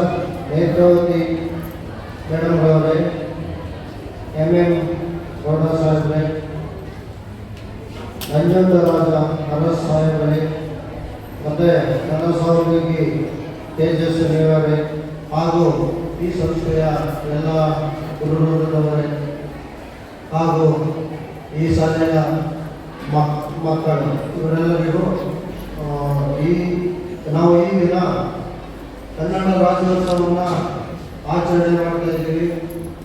ಈ ಆಚರಣೆಗೆ ಯಾಕೆ ನಾವು ಆಚರಣೆ ಮಾಡ್ತಾ ಇದ್ದೀವಿ ಅಂತಂದರೆ, ಇದು ನಾವು ಈ ಕರ್ನಾಟಕ ಕರುನಾಡು ಕನ್ನಡ ನಾಡು ಅಂತೇಳಿ ನಾವು ಕನ್ನಡ ರಾಜ್ಯೋತ್ಸವವನ್ನು ಆಚರಣೆ ಮಾಡ್ತಾ ಇದ್ದೀವಿ. ಈ ಮೊದಲು ಕನ್ನಡ ರಾಜ್ಯೋತ್ಸವ ಆಚರಣೆ ಮಾಡ್ತಾ ಇರಲಿಲ್ವಾ? ಯಾವಾಗಿಂದ ನಾವು ಆಚರಣೆ ಮಾಡ್ತಾ ಇದ್ದೀವಿ? ಈ ವಿಚಾರವನ್ನು ಎರಡು ವಿಚಾರಗಳನ್ನು ನಾವು ತಮ್ಮನ್ನು ನಾನು ಪ್ರಸ್ತುತಪಡಿಸ್ತೇನೆ. 1956 ಅಲ್ಲಿ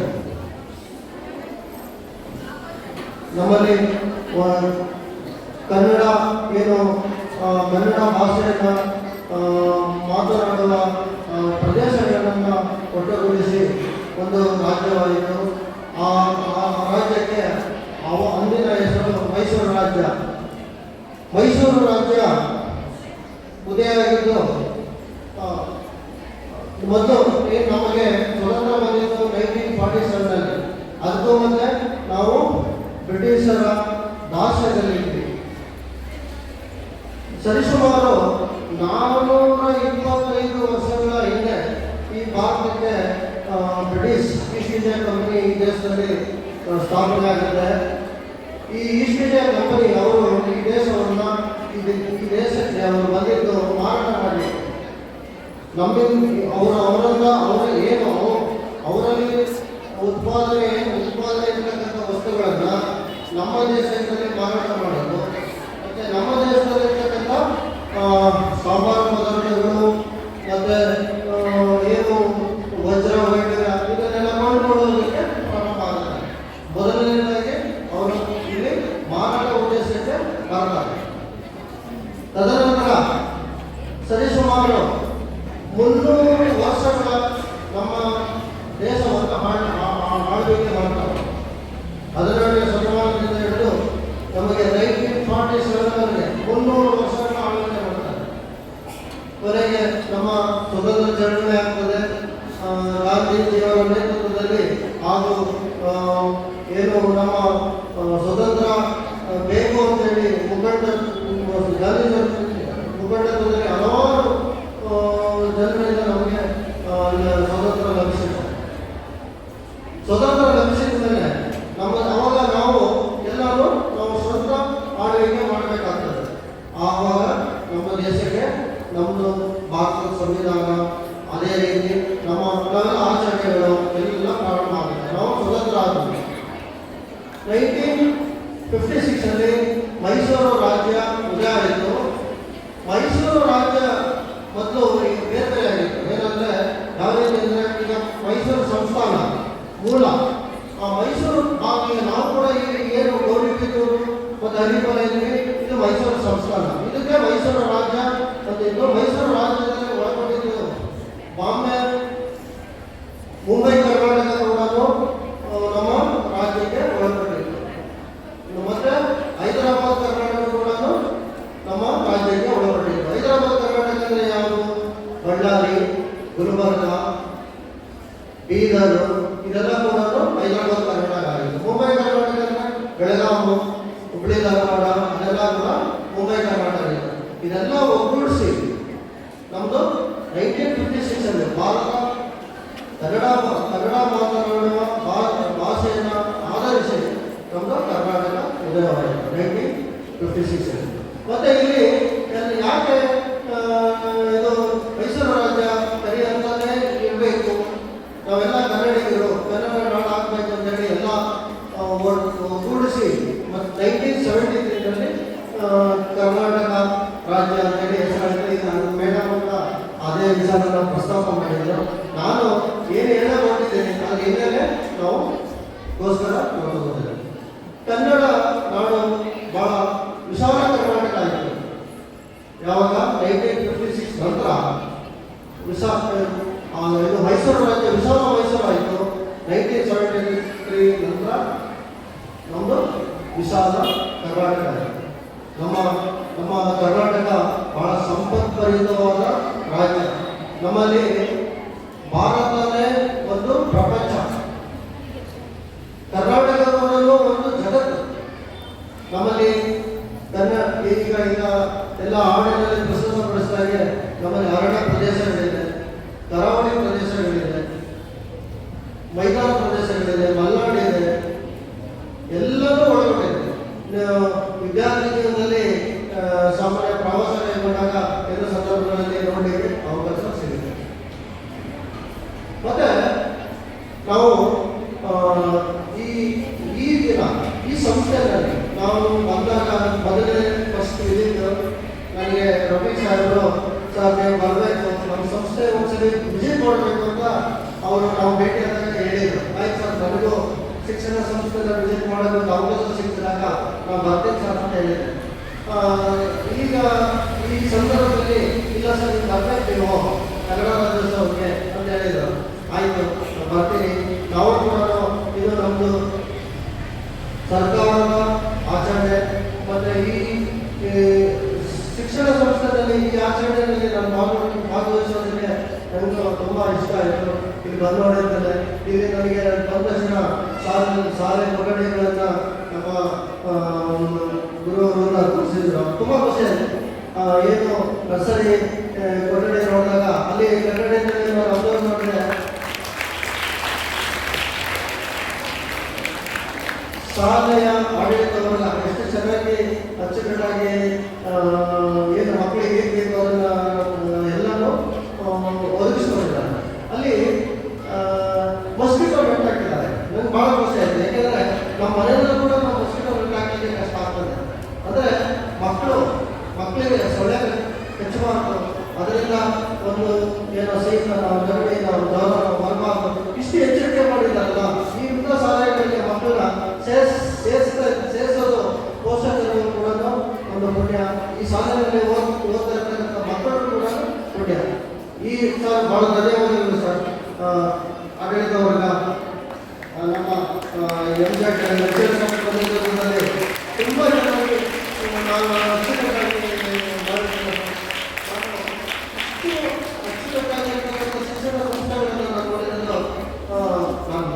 ಹೇಳ್ತೀನಿ, ಮೈಸೂರು ನಗರ, ಬೆಂಗಳೂರು ನಗರ, ಮತ್ತು ತುಮಕೂರು ಅಂತ ದೊಡ್ಡ ದೊಡ್ಡ ಜಿಲ್ಲೆಗಳಲ್ಲಿ ನಾನು ನೋಡಿದ್ದೀನಿ ಸರ್. ಗೌರಿಬಿದನೂರಲ್ಲಿ, ಅಲಿಪುರದಲ್ಲಿ ಇಷ್ಟು ಅಚ್ಚುಕಟ್ಟಾದಂಥ ತುಂಬ ಸ್ವಚ್ಛವಾದಂಥ ಗಾಳಿ ಬೆಳಕು ಎಲ್ಲರೂ ಒದಗಿಸಿಕೊಟ್ಟಿರ್ತಕ್ಕಂಥ ತಮಗೆ ಸರ್ ನಾನು ಧನ್ಯವಾದಗಳನ್ನ ಅರ್ಪಿಸ್ತಾ ಇದ್ದೀನಿ.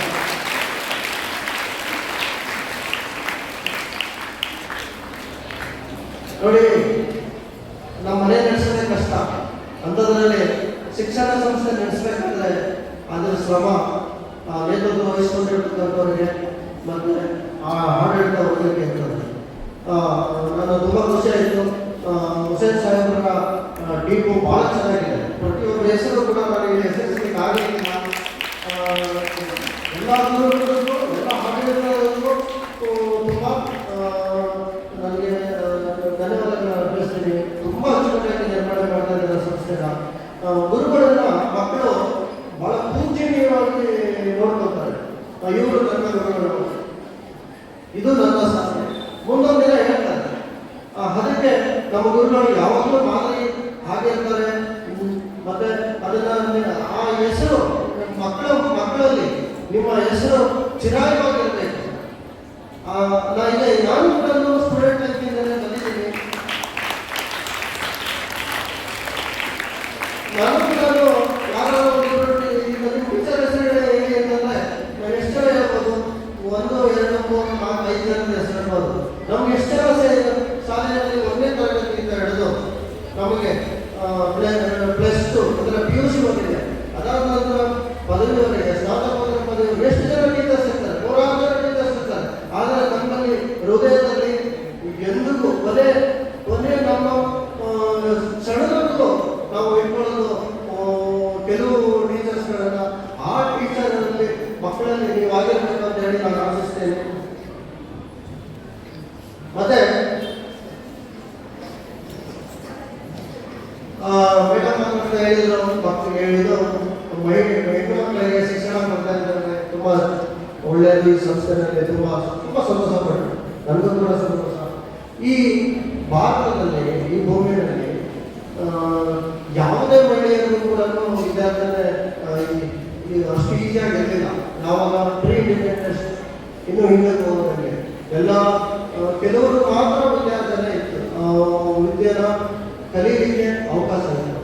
ಈಗ ಇವತ್ತು ನಾವು 21ನೇ ಶತಮಾನದಲ್ಲಿ ನಾವೆಲ್ಲರೂ ಕೂಡ ಶಿಕ್ಷಣ ಸಿಗ್ತಾ ಇದೆ ಅನ್ನೋದನ್ನ ನಾನು ಇದು ಮಾಡ್ತೀನಿ. ಈಗ ಹೆಣ್ಣು ನಾವು ಯಾರು ತೋರಿಸ್ತೀವಿ, ಇದು ಸಂಸ್ಥೆ ಇದು ಹೆಣ್ಣು ಮಕ್ಕಳ ಸಂಸ್ಥೆ ಆದ್ದರಿಂದ ಹೆಣ್ಣನ್ನ ಭೂಮಿ, ವಸುಂಧರೆ ಮತ್ತೆ ಸೃಷ್ಟಿಗೆ ಹೋಲಿಸ್ತೀವಿ. ಹೆಣ್ಣೊಂದು ಕಲಿಯುತ್ತಾರೆ ಶಾಲೆ ತಂದೆ ಅಂತ.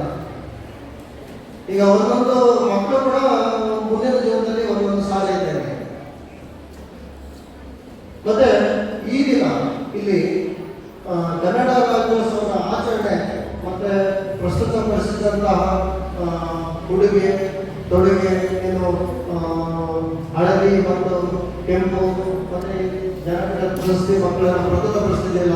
ತುಂಬ ಮನಸ್ಸಿಗೆ ಕೊಟ್ಟುವಾಗಲಿ ಇದರ ಹಿಂದೆ ಗುರುಗಳ ಇದಿದೆ, ಏನೋ ಕಲೆ ಮತ್ತು ಅದನ್ನು ಪ್ರಸ್ತುತಪಡಿಸುವಂತಾಗಿದೆ. ಧನ್ಯವಾದಗಳು.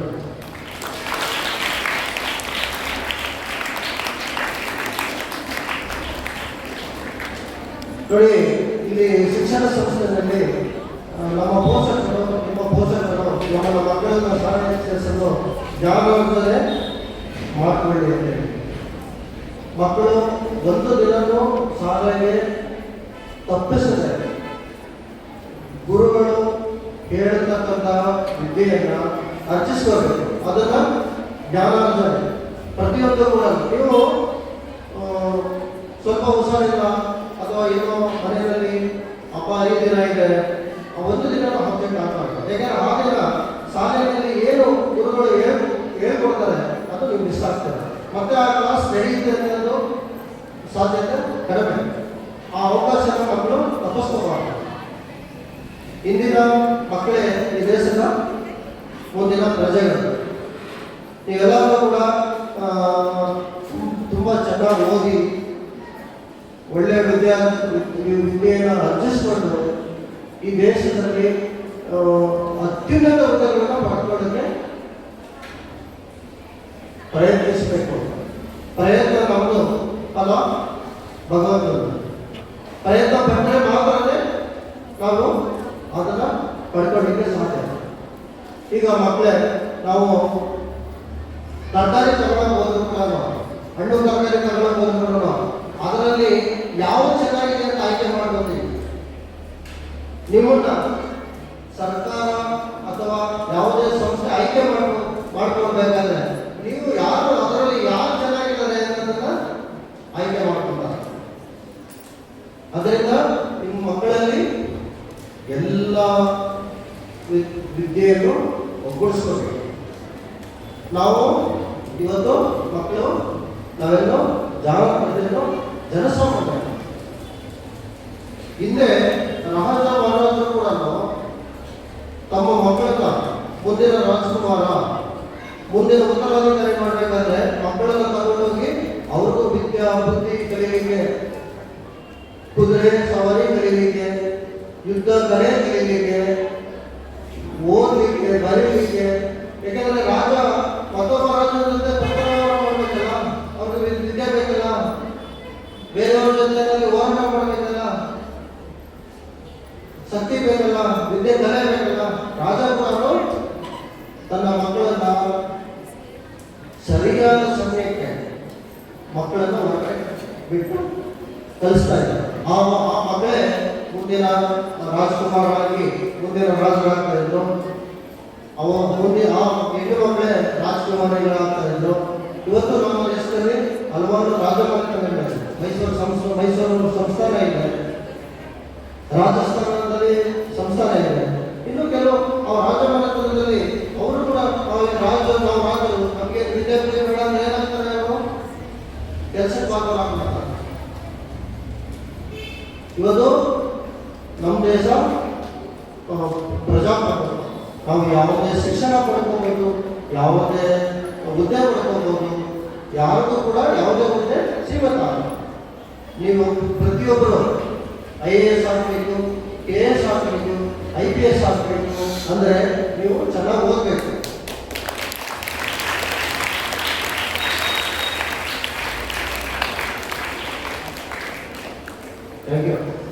IAS ಆಗಬೇಕು, IPS ಆಗಬೇಕಂದ್ರೆ ಎಂಥವ್ರು ಆಯ್ಕೆ ಮಾಡ್ತಾರೆ?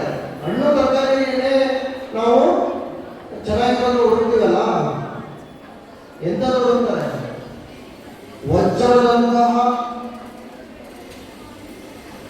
ಪ್ರತಿಭೆ ಹುಡುಕ್ತಾರೆ. ಯಾವುದಕ್ಕೂ ಜಗ್ಗದ ಇರ್ತಕ್ಕಂಥವ್ರನ್ನ, ವಿದ್ಯಾಭ್ಯಾಸದಲ್ಲಿ ಅತ್ಯುನ್ನತ ಸಾಧನೆ ಮಾಡಿರ್ತಕ್ಕಂಥವ್ರನ್ನ ಆಯ್ಕೆ ಮಾಡೋದು. ಆಯ್ಕೆ ಮಾಡೋ ಪ್ರಕ್ರಿಯೆ ಏನಿದೆ? ಲಕ್ಷಾಂತರ ಮಂದಿ ಅರ್ಜಿ ಹಾಕ್ತಾರೆ AS, KS ಮತ್ತೆ ಅತ್ಯುನ್ನತ ಹುದ್ದೆಗಳಿಗೆ. ಅದರಲ್ಲಿ ಫಸ್ಟ್ ಪ್ರಾರಂಭಿಕ ಹಂತದಲ್ಲಿ ಪ್ರಿಲಿಮಿನರಿ ಎಕ್ಸಾಮ್ ಮಾಡ್ತಾರೆ. ಅದರಲ್ಲಿ 10 ಲಕ್ಷ ಜನ ಪ್ರಿಲಿಮ್ಸ್ ಲೆಕ್ಕ ಆದರೆ 2 ಲಕ್ಷನ ತಗೋತಾರೆ, 8 ಲಕ್ಷನ ಮನೆ ಕಳಿಸ್ಬಿಡ್ತಾರೆ. ಯಾಕೆಂದ್ರೆ ಅವರು ಯಾವ ಚೆನ್ನಾಗಿ ಪ್ರಿಲಿಮ್ಸ್ ಪಾಸ್ ಮಾಡಿದ್ದಾರೆ ಅವರನ್ನು 2 ಲಕ್ಷದಲ್ಲಿ ಮೇನ್ ಎಂಟ್ರೆನ್ಸ್ ಎಕ್ಸಾಮ್ ಬರೀಲಿಕ್ಕೆ ಕೊಡ್ತಾರೆ. 2 ಲಕ್ಷದಲ್ಲಿ ಹುದ್ದೆಗಳು ಎಷ್ಟಿದೆ? 1,000 ಹುದ್ದೆಗಳಿರ್ಬೋದು, 500 ಹುದ್ದೆಗಳಿರ್ಬೋದು. ಆ ಹುದ್ದೆಗಳಿಗೆ 2 ಲಕ್ಷ ಕಾಂಪಿಟೇಟರ್ಸ್ ಇರ್ತಾರೆ. ನಾವು ಅವರನ್ನು ಒಬ್ಬರು ಹಾಕಬೇಕು. ಎಲ್ಲಿ ನಾವು ಫೋನ್ ಹಾಕಬೇಕು. 1000 ಅಲ್ಲಿಗೆ ಎಷ್ಟು ತಗೊಂಡ್ಬರ್ತಾರೆ? 1,000 ಹುದ್ದೆಗಳಿದ್ರೆ 10,000 ಆಯ್ಕೆ ಮಾಡ್ಕೋಬಹುದು ಅಥವಾ 5,000 ಆಯ್ಕೆ ಮಾಡ್ಕೋಬಹುದು. ನಂತರ ಇಂಟರ್ವ್ಯೂ ಮಾಡ್ತಾರೆ. ಇಂಟರ್ವ್ಯೂ ಮಾಡಿ ಅದರಲ್ಲಿ ನಾನು ಹೇಳಿದ್ದಲ್ಲ, ವಜ್ರ ನೋಡುತ್ತೆ. ನೀವೆಲ್ಲ ಎಲ್ಲರೂ ವಜ್ರ ಹಾಕಬೇಕು.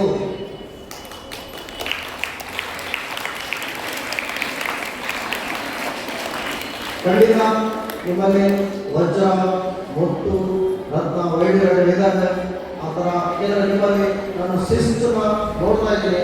ಎಲ್ಲಿ ಶಿಸ್ತಿದೆ ಅಲ್ಲಿ ಪ್ರತಿಭೆ ಹೊರಹೊಮ್ಮುತ್ತದೆ. ಮತ್ತೆ ಶಿಕ್ಷಣ ಹುಲಿ ಹಾಲಿದ್ದಂಗೆ. ಹುಲಿ ಹಾಲನ್ನ ಕುಡಿದ್ರೆ ಗರ್ಜನೆ ಮಾಡಲೇಬೇಕಲ್ವಾ? ಗರ್ಜಿಸ್ಬೇಕಾದ್ರೆ ಏನ್ ಬೇಕು? ಶಿಕ್ಷಣ ಬೇಕು. ಹೇಳಿ, ಏನ್ ಬೇಕು?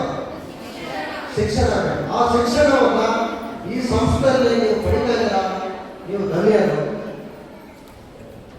ಇಷ್ಟು ಮಾತಾಡಲಿಕ್ಕೆ ಅವಕಾಶ ಮಾಡಿಕೊಟ್ಟ ಸಂಸ್ಥೆಯ ಅಧ್ಯಕ್ಷರು ಹಾಗೂ ಆಡಳಿತಕ್ಕೆ ಧನ್ಯವಾದಗಳು. Thank you. ನಮ್ಮ ಶಾಲಾ ಕಾರ್ಯಕ್ರಮವನ್ನು ಉದ್ದೇಶಿಸಿ ಮಾತನಾಡಿ ಶಿಕ್ಷಣ ಕನ್ನಡದ ಮಹತ್ವವನ್ನು ತಿಳಿಸಿಕೊಟ್ಟ ಹಿತನುಡಿಗಳನ್ನು ಹೇಳಿದ ಮುಖ್ಯ ಅತಿಥಿಗಳಾದ ಶ್ರೀಯುತ ಲಿಂಗರಾಜ್ ಸರ್ ಅವರಿಗೆ ಹೃತ್ಪೂರ್ವಕ ಧನ್ಯವಾದಗಳು. ಈಗ ಕಾರ್ಯಕ್ರಮದ ಅಂತಿಮ ಘಟ್ಟ ವಂದನಾರ್ಪಣೆ. ಕಾರ್ಯಕ್ರಮದಲ್ಲಿ ಭಾಗವಹಿಸಿದ ಅತಿಥಿ ಗಣ್ಯರಿಗೆ ವಂದನೆಯನ್ನು ಸಲ್ಲಿಸಲು ಬರುತ್ತಿದ್ದಾರೆ 10ನೇ ತರಗತಿಯ ತನುಶ್ರೀ. ಹಾರ್ದಿಕ ಶುಭಾಶಯಗಳು. ಇಂದು ನಮ್ಮ ಶಾಲೆಯಲ್ಲಿ ಆಶಿಸಿದ ಕನ್ನಡ ರಾಜ್ಯೋತ್ಸವ ಕಾರ್ಯಕ್ರಮಕ್ಕೆ ಮುಖ್ಯ ಅತಿಥಿಗಳಾಗಿ ಆಗಮಿಸಿ ಇಷ್ಟು ಹೊತ್ತು ನಮ್ಮ ಎಲ್ಲ ಕಾರ್ಯಕ್ರಮಗಳನ್ನು ವೀಕ್ಷಿಸಿ ತಮ್ಮ ಅಭಿಪ್ರಾಯವನ್ನು ವ್ಯಕ್ತಪಡಿಸಿ ನಮ್ಮನ್ನು ಕುರಿತು ಹಿತ ನುಡಿಗಳನ್ನು ಹೇಳಿದ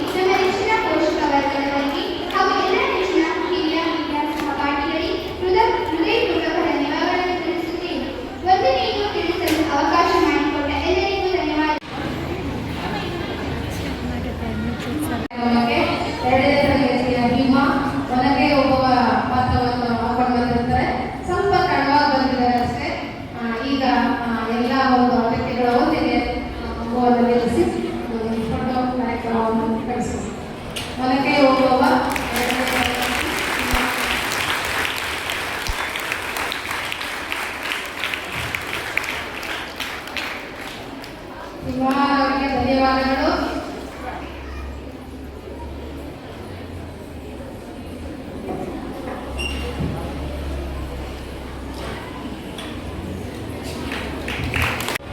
ಎಲ್ಲ ವಿದ್ಯಾರ್ಥಿನಿಯರಿಗೂ ಮತ್ತು ನಮ್ಮ ಶಾಲೆಯ ಎಲ್ಲ ಶಿಕ್ಷಕರಿಗೂ ಸಹ ಮತ್ತೊಮ್ಮೆ